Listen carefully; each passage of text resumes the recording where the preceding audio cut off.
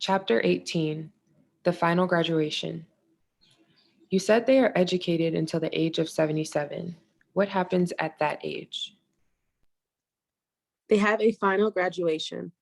All the graduates of the clan come together. They gather at the chief's temple at the capital in all 72 clans. 2,000 judges welcome them there and guide them in the final ritual called the Ritual for the Creation of Life. The graduating group and the judges together make 144,000 people. They are led by the 2,000 judges and the two chiefs into a state of consciousness called divine unity. We will talk at great length about this state of mind because it is the culmination of every major ritual of the Black nation. It is fostered methodically from childhood, where it begins as shared childhood dreams during children's classes. It is then developed in 10 stages until its culmination at 77 years of age. For now, suffice it to say that it is a state where all the people become one in mind. Their hearts and minds become single as if it were the heart and mind of one person, yet each one remaining as a distinct individual. As soon as this divine unity is attained by all, they proceed to raise from their hearts, which beat as one heart, every aspect of their character, one at a time in the order they were taught, beginning at childhood. When the first aspect has risen to fullness in the heart and mind of every man and woman, it takes form right before their mind's eye. As soon as they release it from their minds, two versions of it, a male and a female, flash into physical existence in the appropriate section of the garden of prototypes. Then they go on to the next one. They continue this way nonstop for 40 days and 40 nights without eating, drinking, or sleeping. They completely lose sense of time and space and all physical cravings like hunger and thirst. The state of divine unity is such that it balances the body's physical energies for as long as a person is enraptured in it. They continue this way until they create all 144,000 prototypes, both plants and animals. At the end of the 40-day period, they reach a climax of fully mature, perfect character, magnified many times by being united as one. They then have perfected every aspect of their character and are considered from then on to be fully mature adults. They go on to take their places of responsibility in society. That is the perspective from which we consider what modern scientists call biology. We look at it from above as creators, whereas modern scientists look at it from below as creatures. Brother African Roots, is there any education system still set up like the one you describe in the above post, here in the Americas or anywhere in the world today? If so, where can one find such teachings? When you talk about the animal and the plants, it brings to mind the pot Nataru that I'm reading about in a book called Metu Neter by Ra'un Nefer Amin. He talks about the 10 stages of initiation and the preliminary requirements. I had no idea that this process would start with children as young as 7, although it does make sense to do so. I really enjoy reading you. Keep on enlightening us. The ancient system of education by initiation is no longer taught in its complete form. It hasn't been taught like that now for 6,000 years. The reason is that the entire initiation system of character development took 70 years to complete in 10 stages. Each stage lasted 7 years, starting from 7 to 14 and so on, and 70 to 77 years old being the final stage.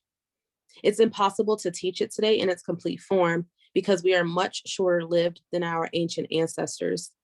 So the system is taught in a shortened form suitable for our time, but it's no longer taught openly. It has been taught in secrecy ever since the appearance of the non-Black races 6,000 years ago. It's only taught by the elders of a few African tribes, including the tribe of Botswana in the southern region of Africa, where I was born and raised.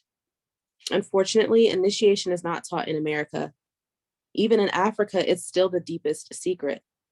This will remain so until the end of the cycle called the cycle of white people, which is nearing its end. When it ends, then the ancient teaching system will come back into the open. This brings me to your first question of how to teach children some of the ancient knowledge. All the important knowledge in ancient times was taught in the form of rituals. We have a ritual for every important aspect of life, just as moderners today have a textbook for every important subject.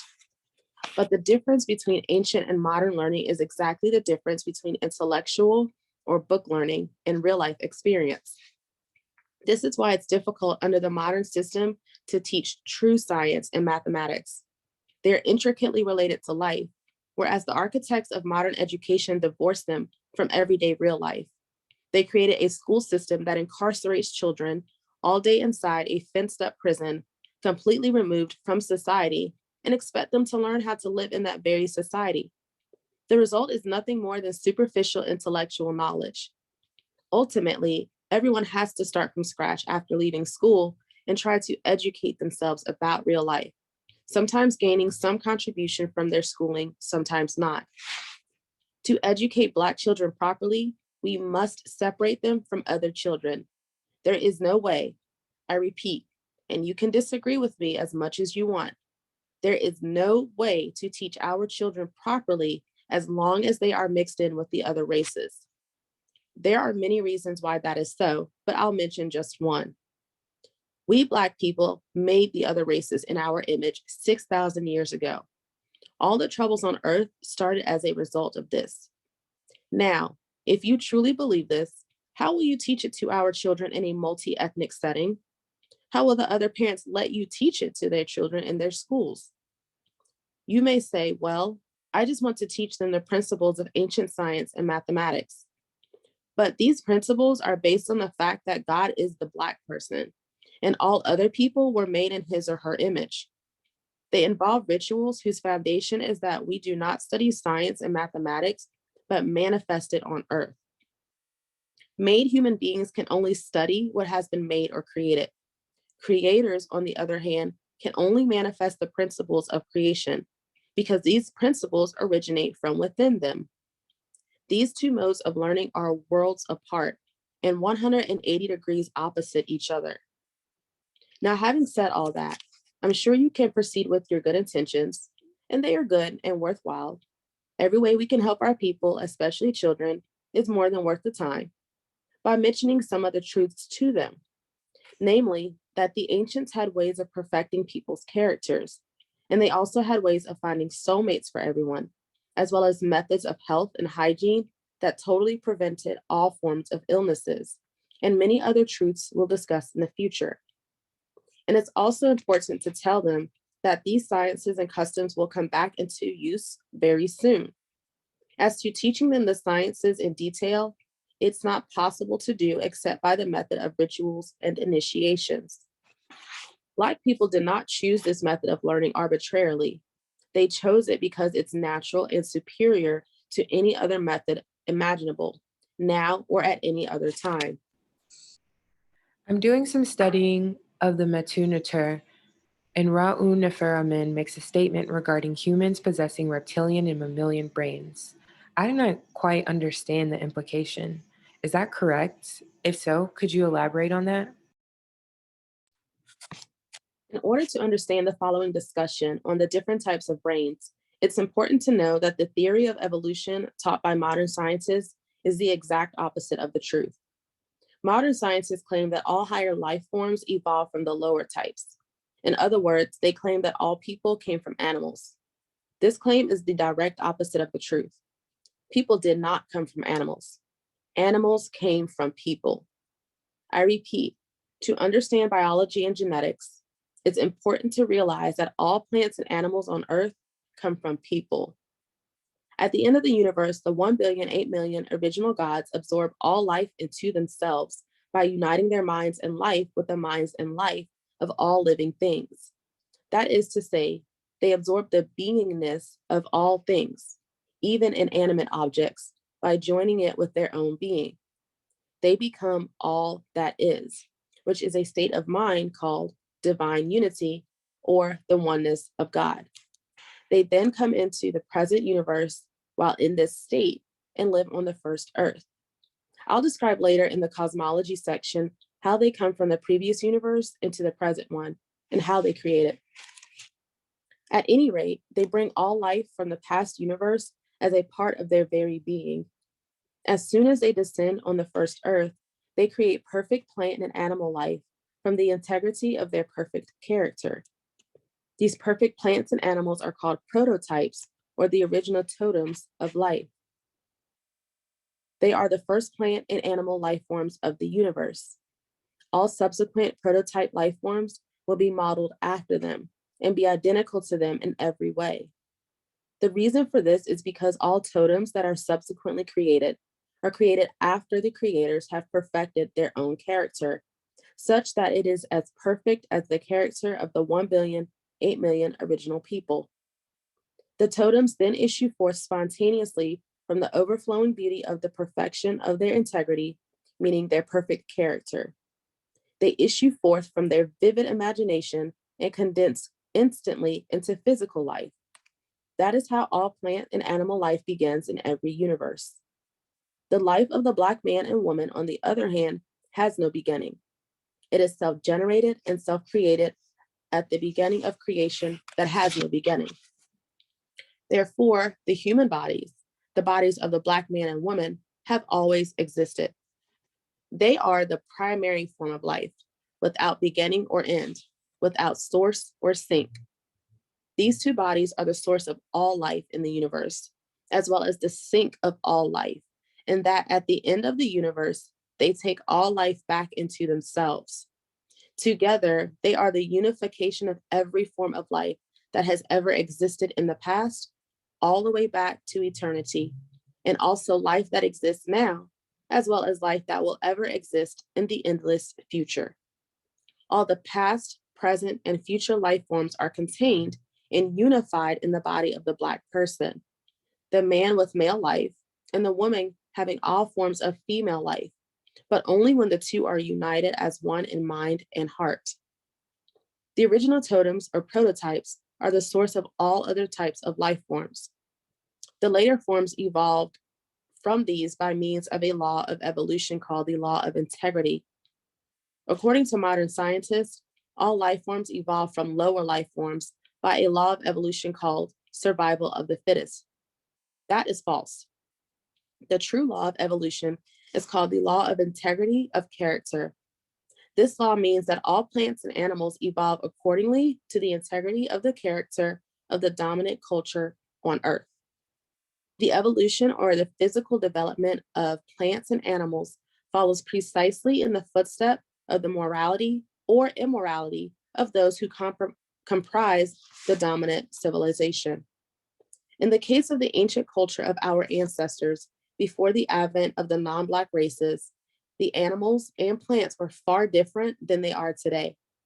The largest animals were much larger than they are today, and the tallest trees were much taller also. They reflected the stature of the people who lived then. They were tall people, averaging about 7.5 feet tall. The sizes of the largest animals and the tallest trees were a symbol of the dignified stature of these people. Furthermore, there were no animals like apes, hyenas, crows, bats, rats, mosquitoes, and other foul animals. All these vile animals, as well as poisonous plants, started developing 6,000 years ago. Their development is a direct reflection of the nature of the rulers of the world.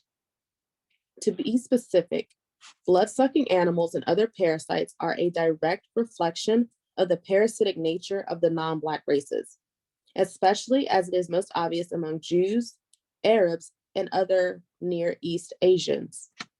Foul animals like snakes reflect their deceptive nature, especially those of Caucasians and Far East Asians like the Chinese and Japanese. Other disgusting animals represent other foul natures of these people. Before the non-Black races came into existence, these animals did not exist as they are today. After the races were born and started showing their evil nature, the foul animals then began to develop accordingly. But not all animals were affected to the same extent. Some animals still retain a large part of their purity. For example, most cats, especially lions, tigers, etc., retain most of their pure nature. Dogs, on the other hand, were mostly affected, as can be seen in the dog family like coyotes, hyenas, and all the dogs that had been bred from them. There's only one dog that remained unaffected by the appearance of the evil nature of the non-Black races, and that is the African dog known as Pharaoh's Hound, which is Black in color and still exists today in some parts of Africa. This clean, non-smelling, non-barking, majestic dog is represented in ancient Egypt as the god Anubis. Other graceful animals and plants like butterflies, some birds, flowers, and trees also remain unaffected. The evolution of all plants and animals therefore follows the inner nature of the most influential people in any civilization. All development of life is recorded in the magnetic field of the earth. This recording comes directly from the minds of people. It condenses into magnetic substance and combines with the magnetic field of the earth. The plants and animals receive the direction for their development directly from this magnetic field, which acts as the mind of the earth. It is influenced by the collective minds of the members of the dominant civilization. This knowledge is important in order to understand the effect of the human mind on animals. Now, the mind obviously uses the brain as its seat of operation. And so the brains of all animals are a partial manifestation of the human brain and not the other way around. People did not get their brain by evolving it from the brain of animals. The exact opposite is the case. That is, all animals got their brain by developing it using the human brain as a source of their development. Animals are not fully unified beings as humans are. Human beings are the full unity of life in all its aspects. The perfect animals called totems each manifest one of these aspects. Developing animals then develop from them, taking on various aspects according to different combinations, all the while under the direct influence of the integrity of the dominant society. Therefore, when you ask, what is the implication that humans have a reptilian and a mammalian brain? The answer is that reptiles and mammals develop their brains modeled on the human brain, but emphasizing only certain parts. In other words, reptiles developed with an emphasis on the reptilian part of the human brain, and so with mammals. The human brain has three parts: reptilian, mammalian, and insectoid. The insectoid brain is the smallest of the three, but its contribution to the whole is not affected by its size. I hope I've made it clear that when I call the parts of the human brain reptilian, mammalian, and insectoid, this doesn't mean they are named after reptiles, insects, and mammals. The very opposite is true.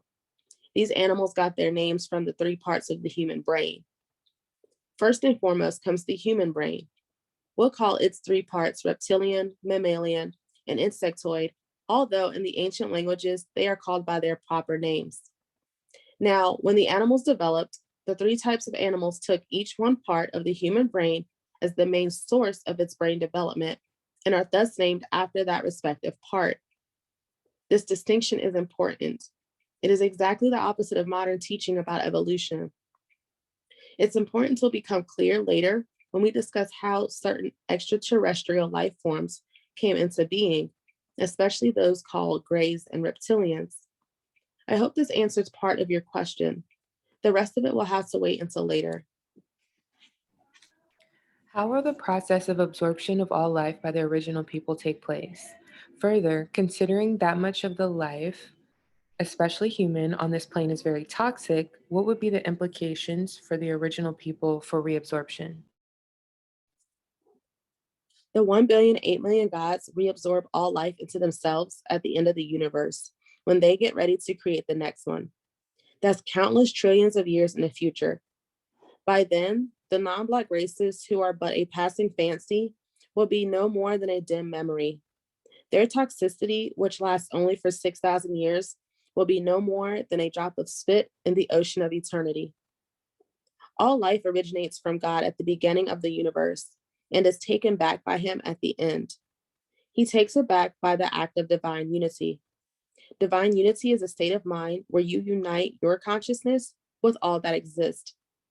All existence is in God's imagination. The universe is the divine dream of God. When you enter into the state of divine unity, you discover to your amazement that you are the dreamer. as is everyone who is united with you.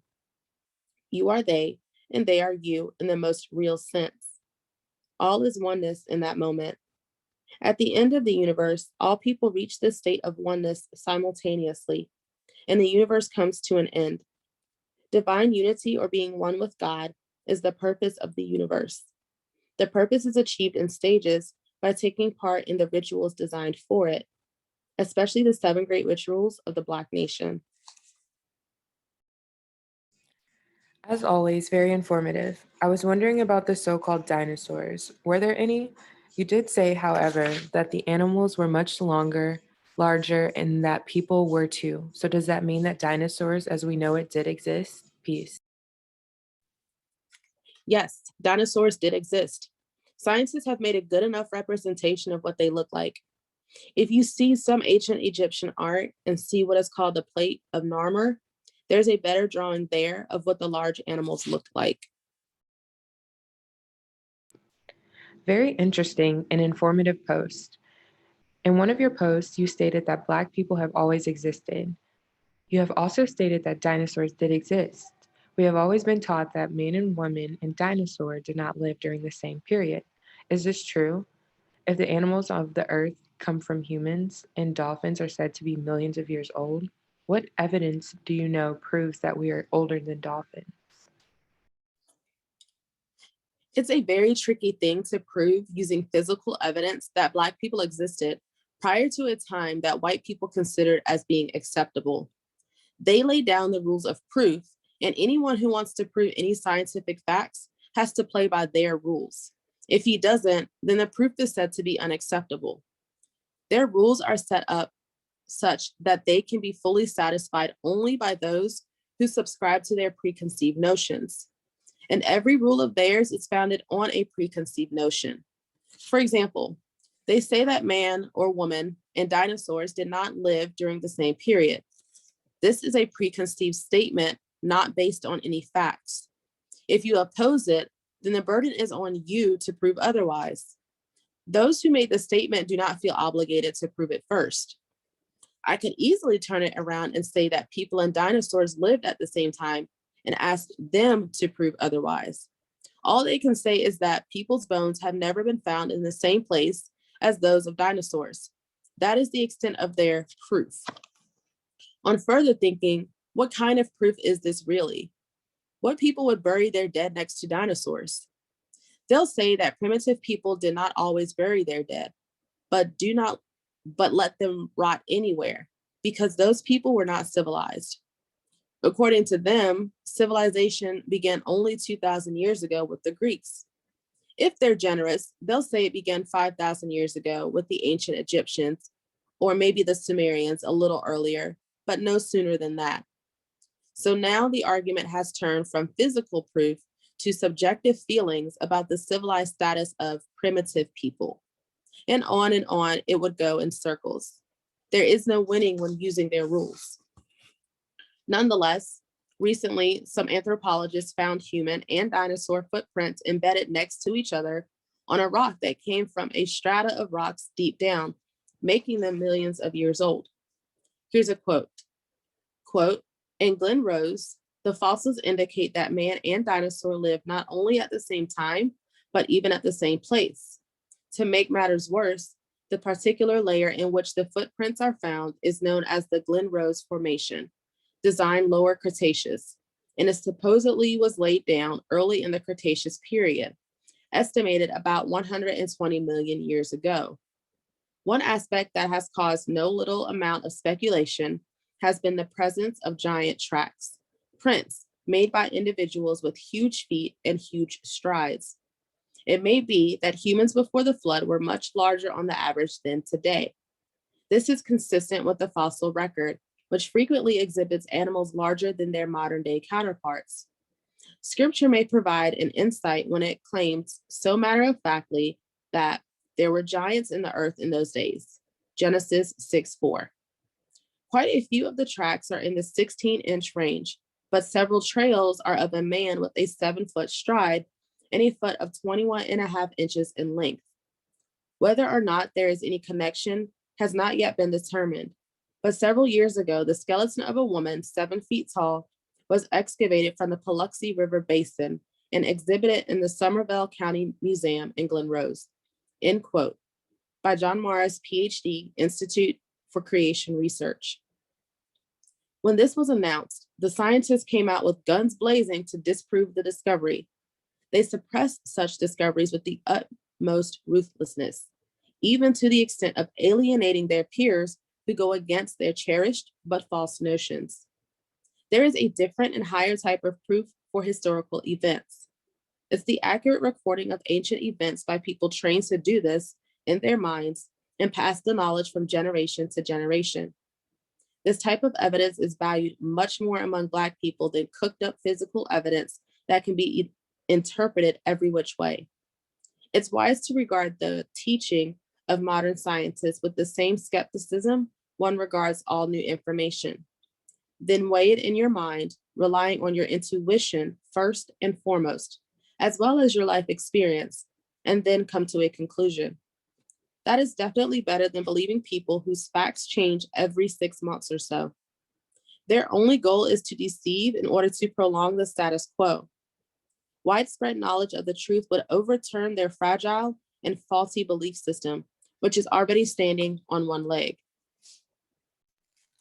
Dang, just when I thought you couldn't get any deeper, really, I have no debate with you. I've been having a deep feeling of unhappiness in my current work environment for a while now and haven't been exactly sure how to proceed. Most of the children I work with are non-Black, and the few Blacks that are there aren't exactly what you'd call on the path. So even with good intentions, I'm not exactly sure how they respond to the use of ritual. They're more likely to bust me out than the non-Blacks would.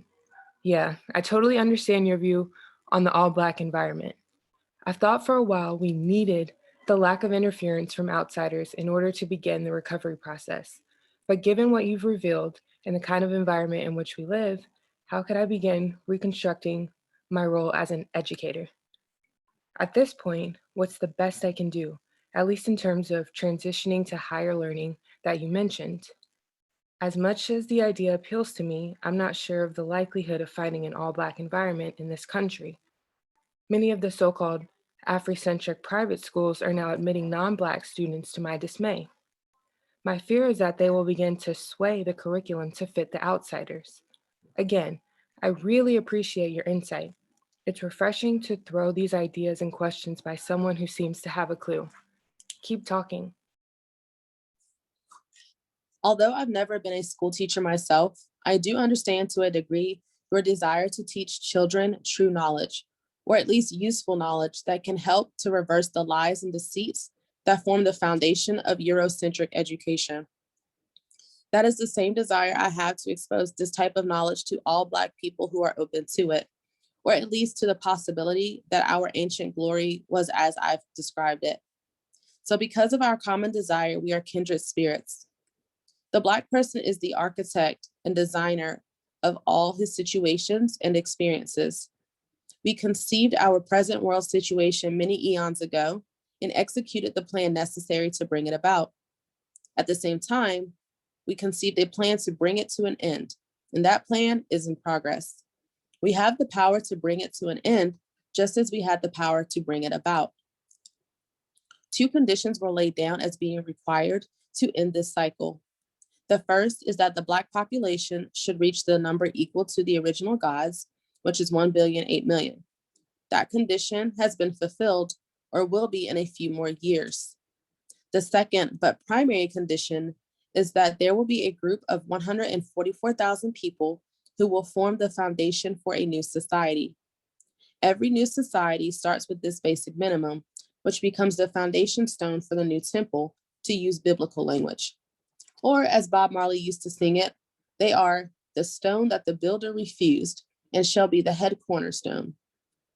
There is one requirement needed to be part of the cornerstone. The foundation population will be formed by those people who have consciously and willingly removed from within themselves all sympathy for the non-Black races. This does not mean to hate them, because hate is just as strong an emotion as love and fixes one's attention on its subject. All that's needed is simply to know who we are and who they are. When this knowledge becomes clear in our minds, then it's not hard to see that we cannot exist forever side by side with them. Our natures are too different, even 180 degrees apart. It's like grain trying to survive side by side with weeds. When a person knows the natures of grain and weeds, it's only a short step to realize they must be separated. When there's a minimum of 144,000 people who come to this full realization, then the cycle will come to an end. It has been estimated by my teachers that this number will come predominantly from the Americas, the place of 400 years of slavery. A few will come from other regions where Black people have suffered for 400 years under the oppression of colonialism, even though our suffering was not as severe. It's these people who will better understand and fully acknowledge the true nature of the races because they have lived among them most closely. They will seek to separate from them. Initially, it will not be a physical separation, but a mental one. It will come in the form of totally rejecting the point of view of white people that has been ruling the world for 6,000 years. The people will replace it with a more truthful and natural point of view.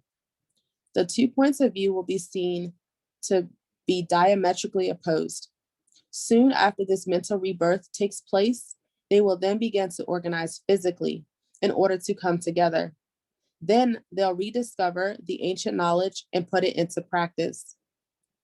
On this foundation stone, the entire Black population will become free. All the 1,000,000,008,000,000 gods will then be incarnated in us, and our society will begin afresh. Peace, Brother Blackroots. Yes, I have more questions. You said you'd speak on this later, but I'll ask anyway. If all animals came from humans and certain animals, the ugly ones, started in the last 6,000 years, why then do you find less majestic animal fossils in the rock record? What about vampires or energy suckers and other derivations of the human form? Do they really exist?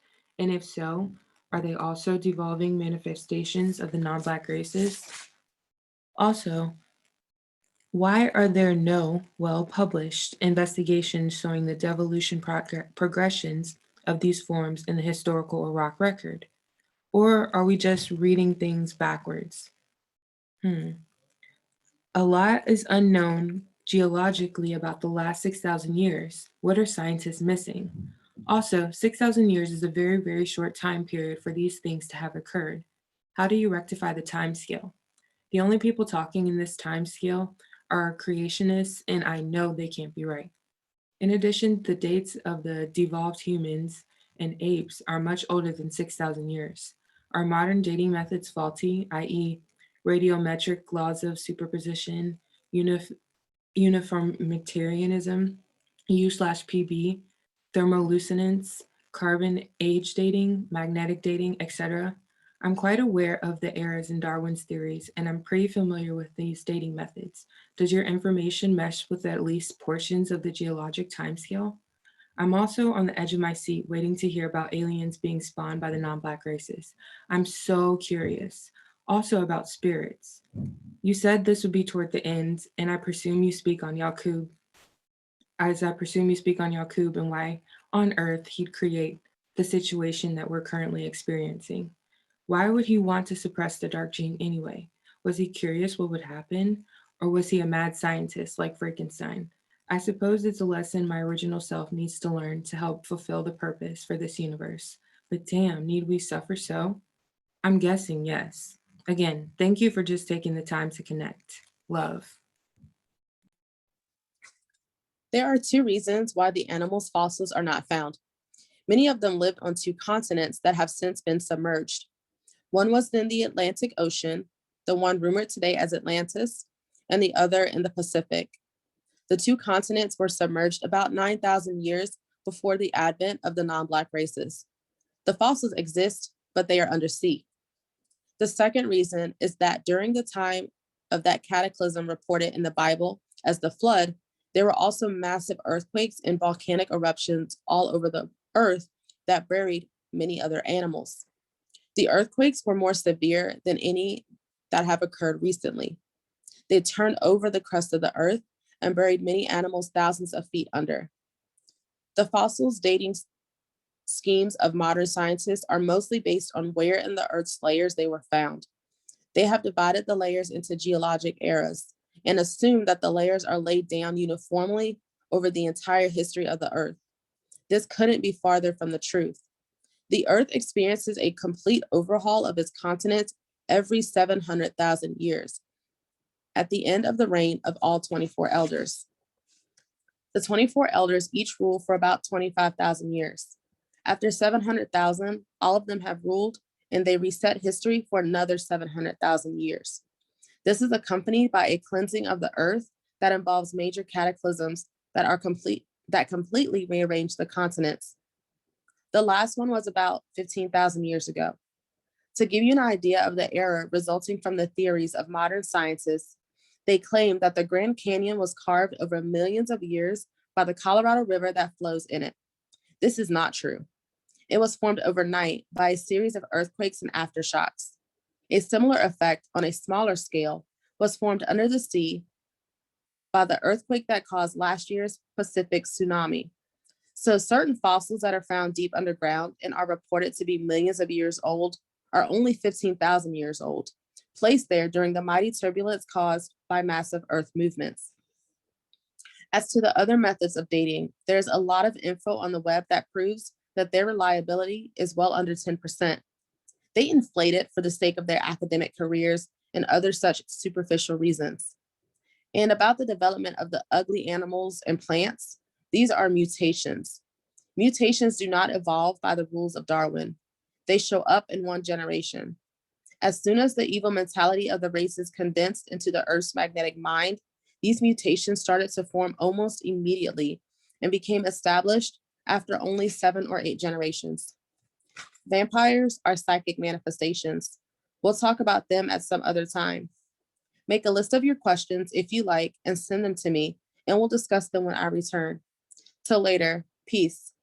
I'm afraid the Rasta question will have to wait also. Blackroots. Peace, Brother Blackroots. I still have a lot of questions. I'll list them. Let's begin with the geology and the Earth history. If certain mutations of animal, let's take a nasty animal like rats, began in the last 6,000 years, why do you find older fossils in the rock record, i.e. rodents began to appear well into the Mesozoic beyond 1.5 million years? If beds are overturned, there are indicators such as overturned ripple marks, inverted raindrops, etc. Not all dating methods have such low reliability. For instance, magnetics dating, where the strength of the direction of the Earth's magnetic field is imprinted to a rock at solidification. This works well for dating lava flows. Also carbon dating and radioactive decay. Not all these methods can be discounted as working only 10% of the time. Are there any dating techniques you feel may work better or are useful? Or do you feel that there is no real point in unraveling the Earth's history in this way? If the Earth underwent drastic catastrophic upheaval fairly recently, why wouldn't deposition records be characteristic of rapid deposition, i.e. landslides, large-scale mass wasting? When I look at movement along a fault line, there's evidence for displacement and mass wasting can be linked to a trigger. I'm still curious where scientists went wrong. The geologic timescale is riddled with errors, I know, but I didn't think it was so grossly in error. What epochs or periods do you find to be correct? Are the oldest rocks found on the planet not really that old, i.e. continental cratonic material? Canada, Africa, Australia, dated at about 1.2 billion years. Is the island you're speaking of in the Pacific the continent of Mu? Will you tell the story of its existence? As a side note, I read on an article about 3 years ago at Berkeley about a Berkeley scientist that found evidence for a submerged island off the coast of California. Some were saying it might be a piece of Mu moving with the Pacific plate toward the NA subduction zone. As you can see, I'm very interested in how our ancient elders view geology, geologic change, and our response to Earth's fluctuations. I've searched a lot, looking for how we view the sciences, specifically geology, as a culmination of all the sciences, physics, chemistry, biology, etc. As I've learned, science is very intuitive, which is a stark contrast to the types of people typically seen as scientists. Generally, could you speak about geology as an ancient art form and how it should be practiced or will be practiced again? Thanks again for taking the time to answer my questions. One love. Modern scientists classify living things mainly by their form. The ancients did the exact opposite. They classified them by their function, paying little attention to the form when it comes to naming and classifying. Thus, if you were to study the modern African names of some animals, you'd realize that they describe what the animal does rather than how it looks. That's important and is the proper way to classify animals because a slight change in genetic structure might not show in the animal's form, but could change its function drastically. All animals and plants were put on Earth to serve a specific function. When the function of that animal changes, it can no longer be called by that name. To the ancients, it becomes an entirely new creature, which in fact it is, because the change in function is brought about by a genetic mutation, no matter how slight. So animals like rats, roaches, and other modern ugly types did exist, but were not ugly then. The reason these animals are foul today is not because of how they look, but because what they do to people and other life forms, i.e., being parasitic, causing diseases, etc. Such animals did not exist 6,000 years ago. In fact, prior to 50,000 years ago, there were not even animals that preyed on other animals. All animals then ate only plants. The only kind that ate flesh were small animals that ate only dead flesh, helping to break it down. Thus, you'll find rats, mosquitoes, and the like in ancient fossils, but they are not the same foul creatures in existence today. They mutated as a direct result of the nature of modern people, taking on their current despicable functions to directly reflect those natures in the races. As for the dating timescales that I said are wrong, I'm referring mostly to human fossils, Neanderthal, Homo erectus, etc., none of which are more than 50,000 years old. Although I still maintain that all their dating schemes are grossly in error, being less than 10% accurate. Till next time, love and peace. Peace, Brother Blackroots. I know you're busy, and I certainly appreciate the time you take to listen and answer my questions. I've been contemplating your posts and working to wrap my mind around the new and old concepts while continuing down my own spiritual path. I've been learning about traditional African religions, specifically Ifa, and spent some time with a well-regarded Ifa priest in order to solve a very real spiritual/psychic energy manifestation problem.